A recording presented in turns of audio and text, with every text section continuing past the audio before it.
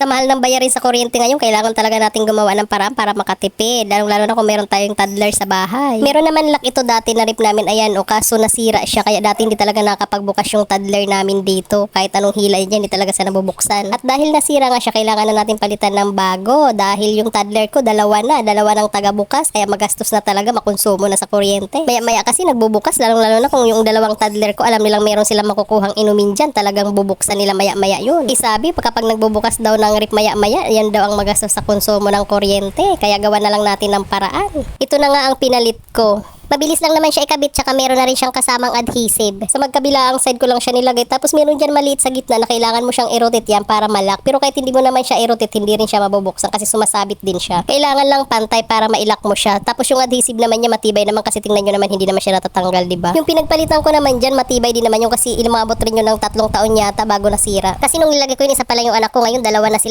silang taga-bukas. Kaya kailangan na talaga natin, mali mo naman, effective to, diba? Kaya kung meron din kayong mga toddler dyan sa bahay, tapos tumataas ang bayaran nyo ng kuryente, nako, gawan nyo na ng paraan, check out na rin kayo nito.